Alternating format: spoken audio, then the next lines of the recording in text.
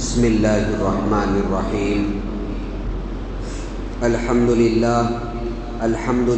نحمده ونستعینه ونستغفره ونؤمن به ونتوکل علیہ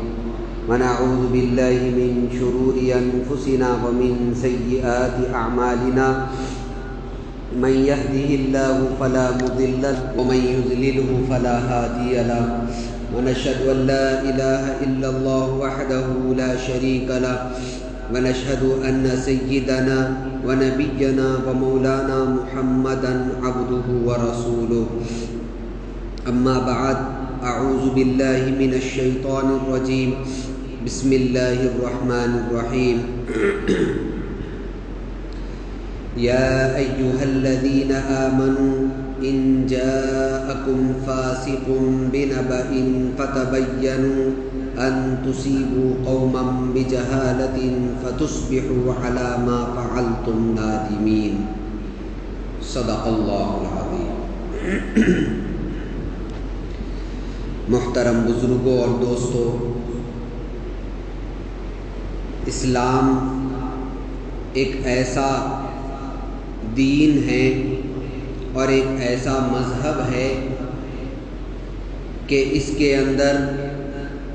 اللہ تبارک و تعالیٰ نے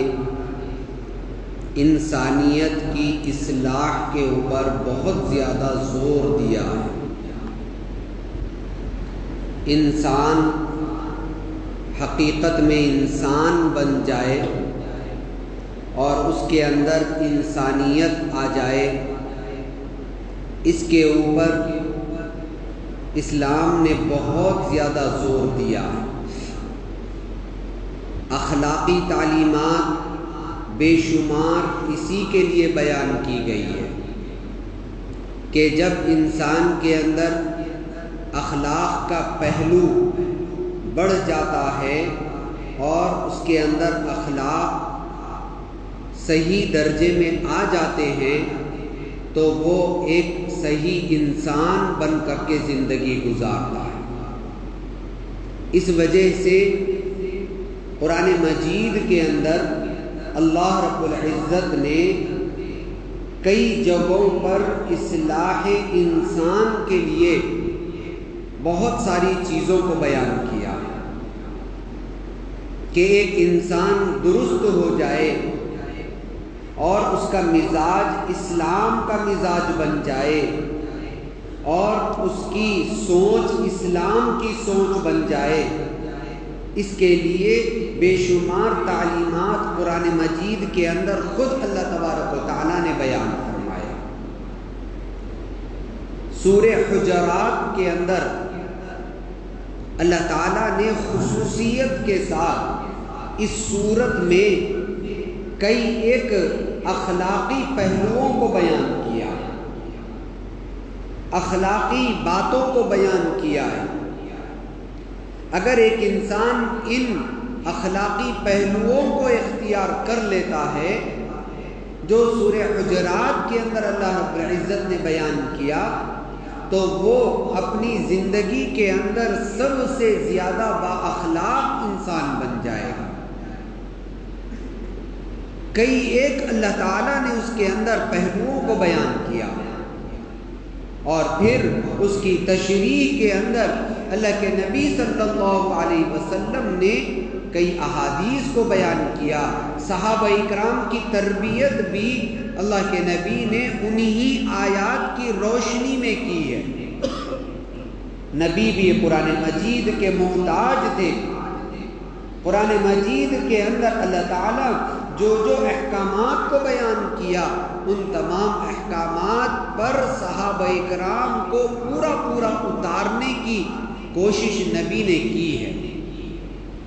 جبھی تو صحابہ معیار حق بن گئے کہ ہم صحابہ کو دیکھ کر کے، صحابہ کی زندگیوں کو دیکھ کر کے، ان کے اعمال اور ان کے افعال کو دیکھ کر کے بھی ہم عمل کرتے ہیں۔ نبی کی زندگی اور نبی کے تعلیمات کے ساتھ ساتھ صحابہ کا اسوہ اور صحابہ کی زندگیاں بھی ہمارے سامنے ہوتی ہیں۔ اللہ تبارک و تعالیٰ نے قرآن مجید کے اندر سورہ حجرات میں یا ایھا الذین آمنوا ان جاءکم فاسق بنبأ فتبینوا، اس کے ذریعے سے ایک اصلاحی پہلو کو بیان کیا۔ پھر اس کے بعد آگے بڑھ کر کے اللہ تعالیٰ نے ایک اور پہلو کو بیان کیا، یا ایھا الذین آمنوا انما المؤمنون اخوۃ فاصلحوا بین اخویکم، اصلاح کے پہلو کو بیان کیا۔ آگے بڑھ کر کے پھر ایک آیت کے اندر اللہ تبارک و تعالیٰ نے یا ایھا الذین آمنوا لا یسخر قوم من قوم عسى ان یکونوا خیرا منہم، ایک دوسرے کا مذاق اڑانے سے روکنے کا حکم دیا اور ایک دوسرے پر طعنہ زنی کرنے سے روکا۔ ولا تلمزوا انفسکم فرمایا، ولا تنابزوا فرمایا کہ ایک دوسرے کو برے ناموں سے نہ پکارا کرو۔ وَاجْتَنِبُوا كَثِيرًا مِنَ الظَّنِّ فرمایا کہ بدگمانیاں نہ کیا کرو۔ وَلَا يَغْتَبْ بَعْضُكُمْ بَعْضًا فرمایا کہ ایک دوسرے کی غیبتیں نہ کیا کرو۔ یہ سب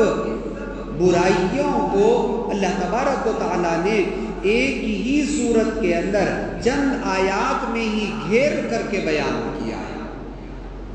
یہ ایسے برائیاں ہیں کہ اگر ان سے آدمی اپنی اصلاح کر لے تو وہ دنیا کا نیک انسان بن جائے گا،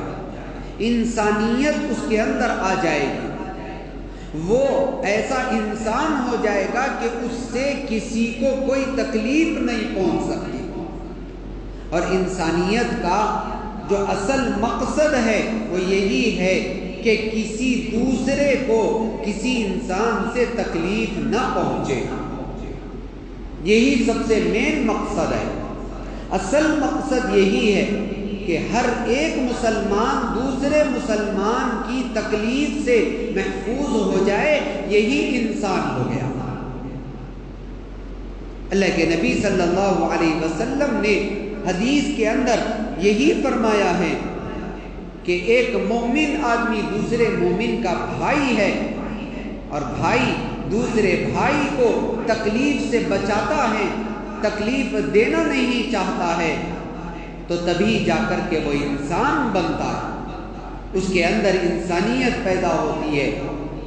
کسی کو ایک دوسرے کو تکلیف نہ پہنچے، اس کے ذریعے سے نہ زبان سے نہ ہاتھ سے تکلیف نہ ہو تو یہ انسان کہہ دیا گیا ہے۔ اس کے اندر کسی کافر یا مسلمان کو خاص نہیں کیا گیا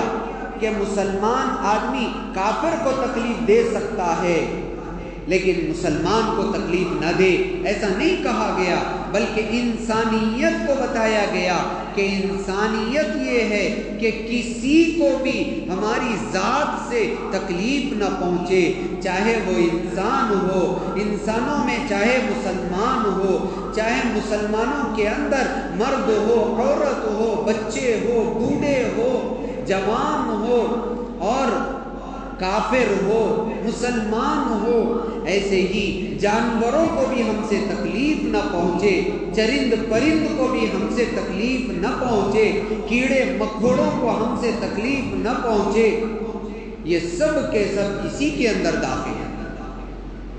اللہ کے نبی صلی اللہ علیہ وسلم نے اسی کے بعد فرمایا کہ وہ آدمی ایک حقیقی انسان بن جاتا ہے، اس کے اندر انسانیت آ جاتی ہے۔ اللہ کے نبی صلی اللہ علیہ وسلم کے زمانے میں آپ کے آخر دور کے اندر ایک چھوٹا سا واقعہ پیش آیا،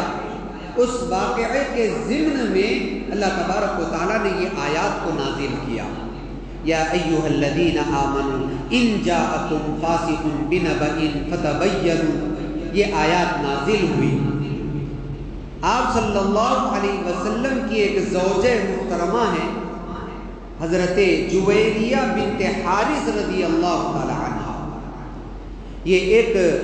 بہت بڑے سردار کی بیٹی تھی۔ ان کے والد بہت بعد میں اسلام قبول کیے فتح مکہ کے بعد اسلام قبول کیے، مسلمان ہوئے، اللہ کے نبی کے پاس آ کر کے آپ کے ہاتھ پر بیعت فرمائی اور تمام کے تمام جتنے بھی احکامات تھے اس کو ماننے پر بیعت کی، اور اس کے بعد کہنے لگے کہ یا رسول اللہ صلی اللہ علیہ وسلم، میں چونکہ اپنے قوم کا ایک سردار ہوں تو اب میں اپنی قوم میں جاؤں گا تو میں ان کو بھی اسلام کی دعوت دوں گا، وہ بھی مسلمان ہو جائیں گے، میری پوری قوم مسلمان ہو جائے گی، تو میں ان کو دین کی بہت ساری باتیں بتاؤں گا، نماز پڑھنے کے اوپر ان کو توجہ دلاؤں گا، نماز فرض ہونے کو بتلاؤں گا، روزوں کی فرضیت کو بتلاؤں گا، ایسے ہی زکوٰۃ کی فرضیت بھی ان کو بتاؤں گا، اور جب میں ان کو زکوٰۃ کی فرضیت بتاؤں گا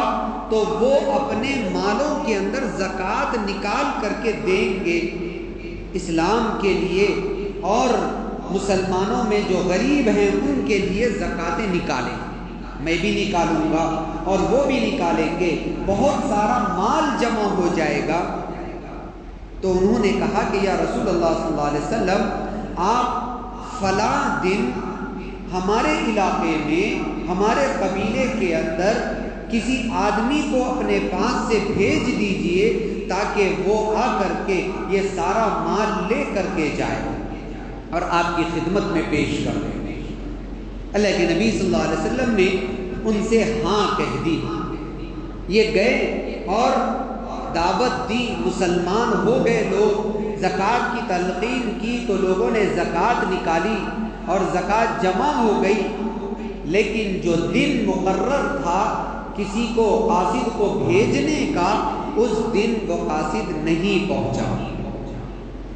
ان کو تشویش ہوئی کہ کہیں اللہ کے نبی صلی اللہ علیہ وسلم کو میری طرف سے کوئی تکلیف تو نہیں ہو گئی، ہماری کسی بات کا اللہ کے نبی نے کچھ برا تو نہیں مان لیا، اس کی ہمیں تحقیق کرنا چاہیے۔ انہوں نے اپنے سرداروں کو جمع کیا، سرداروں کو جمع کر کے مشورہ کیا تو طے یہ ہوا کہ ہم سب مل کر کے اللہ کے نبی صلی اللہ علیہ وسلم کی خدمت میں پہنچتے ہیں اور وہاں جا کر کے آپ سے واقعے کی تفصیل معلوم کرتے ہیں کہ آپ نے بھیجنے کے لیے کہا تھا قاصد کو، لیکن آپ نہیں بھیجے، کیا ہم سے آپ ناراض ہیں؟ یہ تحقیق کرنے کے لیے یہاں سے پورا وقت لے کر کے نکلے۔ ادھر اللہ کے نبی صلی اللہ علیہ وسلم وقت مقررہ پر ایک قاصد کو بھیج دیے تھے، اور وہ آدمی آئے اور آ کر کے جب ان کے علاقے کے قریب آئے تو علاقے کے لوگ ان کا استقبال کرنے کے لیے ان کے محلے سے باہر آئے تو انہوں نے دیکھا کہ یہ سب آ رہے ہیں، تو شاید ان کی پرانی دشمنی میرے سے ہے، تو شاید یہ مجھے قتل کرنے کے لیے آ رہے ہیں۔ ڈر کے مارے پلٹ کر کے واپس اللہ کے نبی صلی اللہ علیہ وسلم کے پاس پہنچ گئے اور جا کر کے اللہ کے نبی کو بتایا کہ میں گیا تو تھا لیکن وہ لوگ مجھے مارنے کے لیے آئے اور زکوٰۃ بھی نہیں دی، اس لیے میں بھاگ کے اپنی جان بچانے کے لیے آ گیا،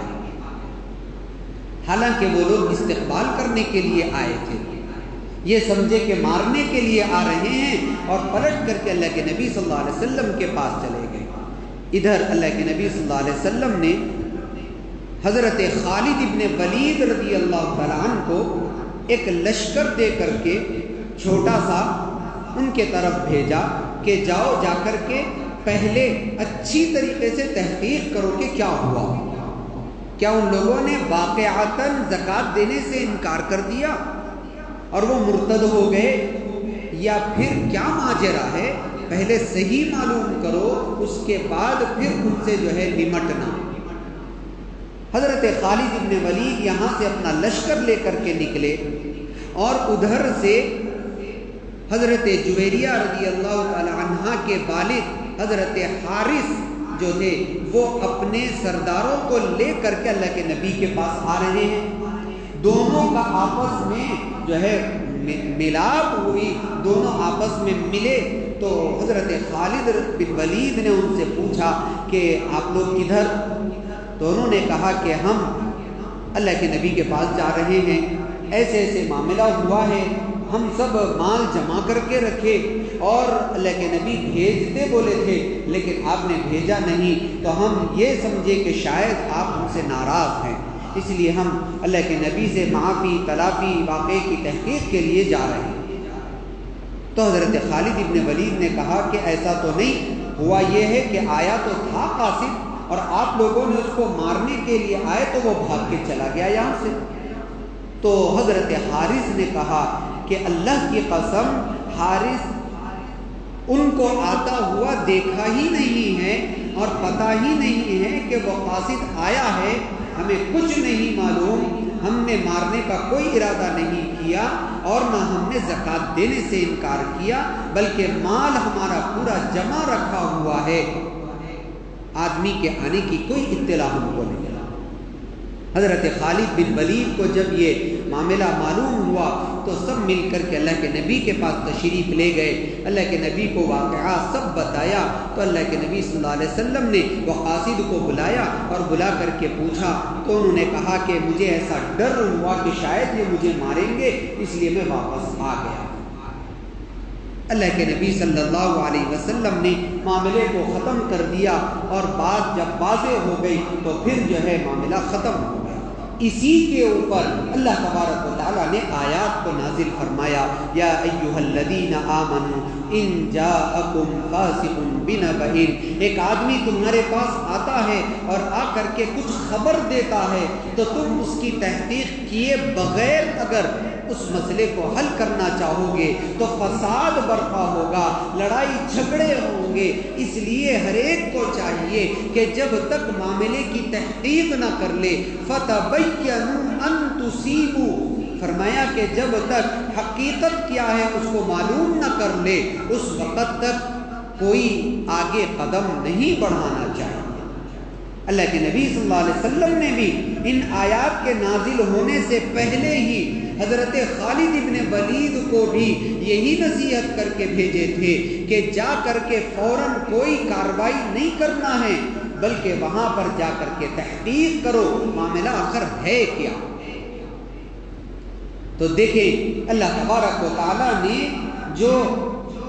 اصلاح کا پہلو یہاں پر بیان کیا ہے وہ یہ ہے کہ جب تک کسی معاملے میں آپس میں تحقیق نہ کر لو، ایک دوسرے کے اوپر تانا زنی کر لینا، ایک دوسرے کو برا بھلا بول لینا، یا ایک دوسرے کے ساتھ ہاتھا پائی کر لینا، یا ایک دوسرے کے ساتھ مار پیٹ کا معاملہ کر لینا، اس سے اللہ تبارک و تعالیٰ نے روکا ہے، اسلام نے روکا ہے۔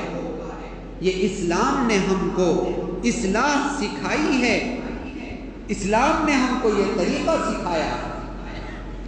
اگر کوئی تحقیق کیے بغیر کوئی کارروائی کر دی جاتی تو وہاں پر ہوتا یہی کہ جو قبیلہ مسلمان ہوا تھا، جو قبیلہ زکوٰۃ دینے کے لیے تیار ہوا تھا، وہ اسلام سے متنفر ہو جاتا، مسلمانوں سے جو ہے کٹ جاتا اور مرتد ہو جاتے۔ اللہ کے نبی صلی اللہ علیہ وسلم نے حکمت کے ساتھ معاملہ کیا، اللہ تعالیٰ نے آیات بھی وہی نازل فرمائی۔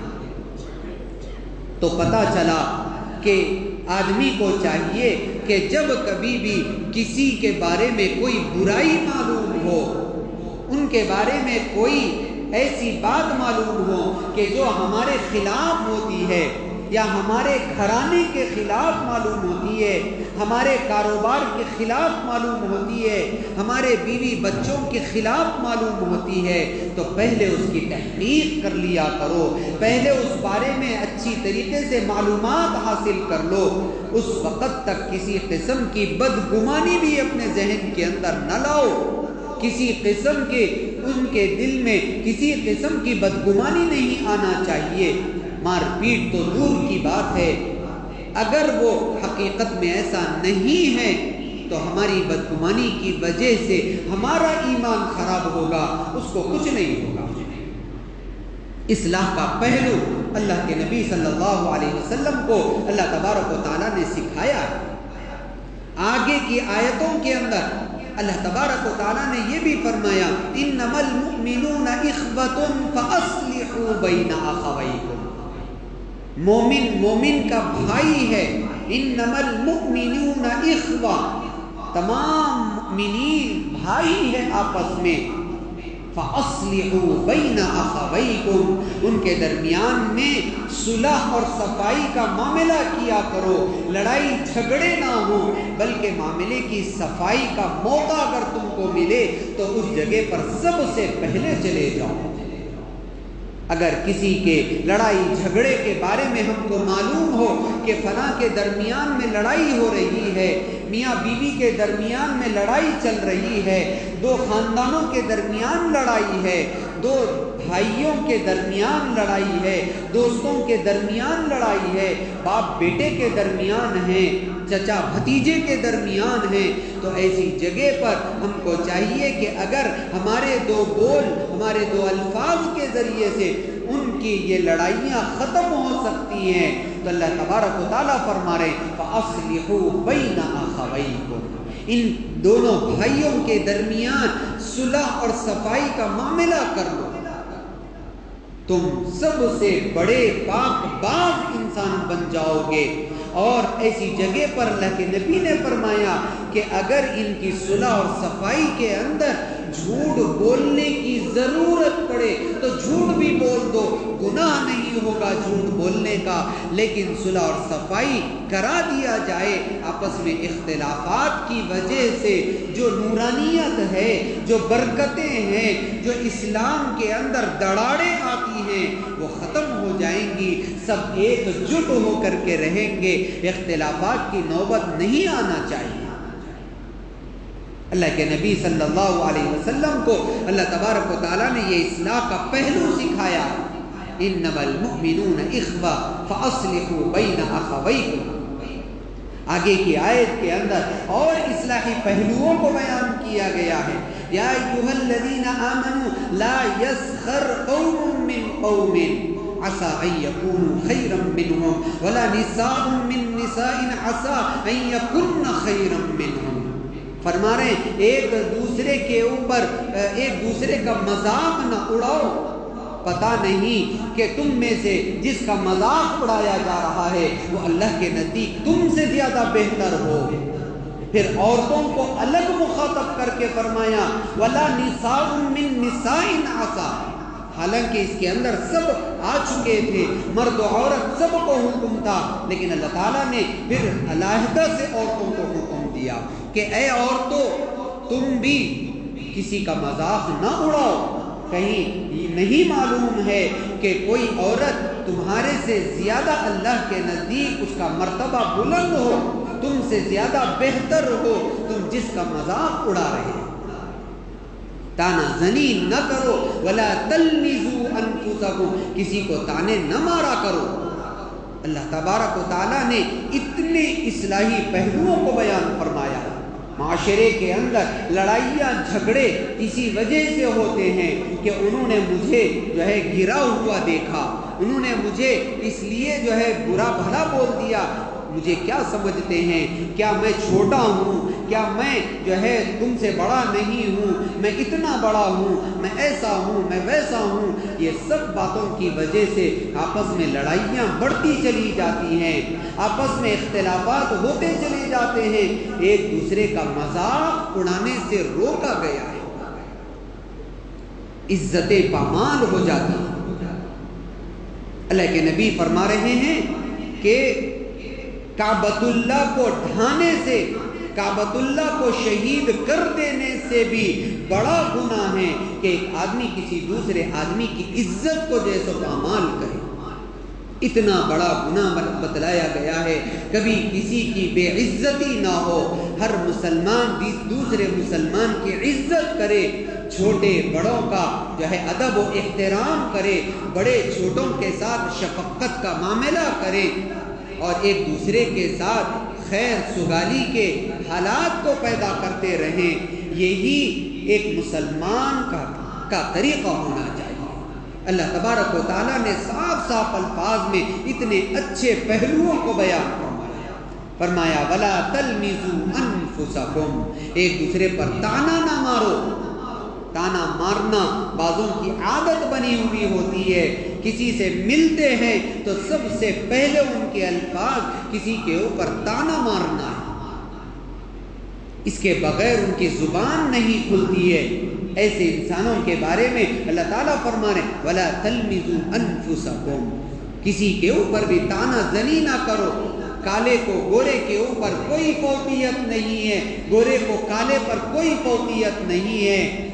عربی کو عجمی پر، عجمی کو عربی پر کوئی فوقیت نہیں ہے، کوئی بھی اونچا نہیں ہے، کوئی بھی نیچا نہیں ہے۔ فرمایا غلام کو آقا کے اوپر، آقا کو غلام کے اوپر کوئی فوقیت نہیں ہے۔ اللہ تعالیٰ کے نزدیک سب کے سب برابر ہیں۔ اللہ کے نزدیک اونچا آدمی وہی ہے جو اللہ کے پاس تقوی کو لے کر کے آئے، جو تقوی کو لے کر کے آئے وہی اونچا ہے۔ کسی کو گھٹیا سمجھ کر کے تانے مارنا، کسی کو جو ہے برا سمجھ کر کے تانے مارنا، یا ان کی کسی غلطیوں کو پکڑ کر کے ان کو بار بار ٹیز کرتے رہنا، ان کو بار بار وہ یاد دلاتے رہنا، حالانکہ انہوں نے اپنا معاملہ اللہ سے صاف کر لیا،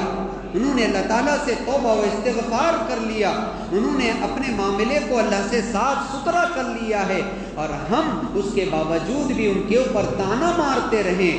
یہ ہماری بہت بڑی غلطی ہے۔ اس سے معاشرہ خراب ہوتا ہے۔ آدمی یہ سوچتا ہے کہ میں اتنا سب کچھ کر کے بھی کیا فائدہ ہے، اس لیے میں ایسا ہی برا کا برا رہوں تو اچھا ہے، میں اگر بد انسان ہوں تو ہی اچھا ہے، یہ سوچ کر کے انسان پھر برائیوں کے اندر لگ جائے۔ اس کی ہمت افزائی ہونا چاہیے۔ جو برائیوں سے نکل کر کے اچھا بننا چاہ رہا ہے تو اس کی ہمت افزائی ہو کہ بھئی آپ کا کارنامہ بہت اچھا ہے کہ آپ کے اندر اتنی قوت ہونے کے باوجود آپ نے اس برائی کو نہیں کیا، آپ نے یہ ظلم نہیں کیا، آپ نے بہت اچھا کام کیا ہے۔ اس کے اوپر ان کی جو ہے شاباشی ہونا چاہیے، ان کو اس کے اوپر ابھارنا چاہیے۔ اللہ تعالیٰ فرما رہے ہیں وَلَا تَلْمِزُوا أَنفُسَكُمْ وَلَا تَنَابَزُوا بِالْأَلْقَابِ، اللہ تعالیٰ فرما رہے ہیں کہ کسی کو بھی برے ناموں سے نہ پکارا کرو، کسی کو بھی گندے الفاظ سے نہ پکارا کرو، ایسا نام کسی کا رکھنا کہ جس سے ان کو تکلیف ہوتی ہو اور اس سے ان کا گھٹیا پن سمجھ میں آتا ہو، اللہ تبارک و تعالیٰ نے منع فرمایا ہے۔ یہ معاشرے کے اندر یہ برائیاں پھیلی ہوئی ہیں، یہ چیزیں پیدا ہو چکی ہیں، اسی لیے اللہ تبارک و تعالیٰ نے اسی وقت بتلا دیا کہ کوئی کسی دوسرے کو برے القاب سے نہ پکارے۔ برا لقب کیا ہوتا ہے؟ کوئی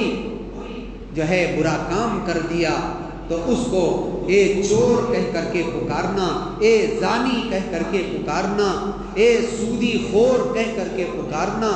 اس طریقے کے ان کے برائی کی طرف لے جانے والے، ان کے برائی کی طرف ان کا ذہن جانے والے ایسے الفاظ کہہ کر کے ان کو پکارنا، فرمایا یہ بہت بری بات ہے،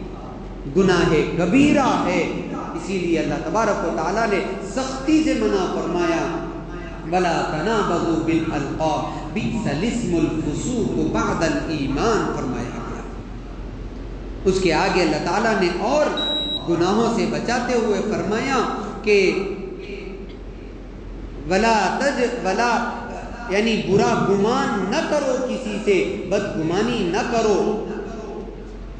ولا بدگمانی کے الفاظ کو بیان کر کے کہا گیا کہ کسی سے بدگمانی نہ کرو، اس لیے کہ اکثر و بیشتر بدگمانیاں غلط ہوتی ہیں، بدگمانیاں اکثر غلط ہوتی ہیں، اس سے منع کیا گیا۔ وَلَا يَغْتَبْ بَعْضُكُمْ بَعْضًا فرمایا کسی کی غیبت نہ کیا کرو۔ غیبت کرنا یہ ہے کہ ہمارے مردار بھائی کا گوشت کھانے کے برابر ہے۔ أَيُحِبُّ أَحَدُكُمْ أَن يَأْكُلَ لَحْمَ أَخِيهِ مَيْتًا، اللہ تعالیٰ فرما رہے ہیں کیا تم یہ چاہتے ہو کہ اپنے مردار بھائی کا گوشت کھاؤ؟ یہ غیبت کرنا کسی اپنے مردار بھائی کے گوشت کو کاٹ کر کے کھانے کے برابر ہے۔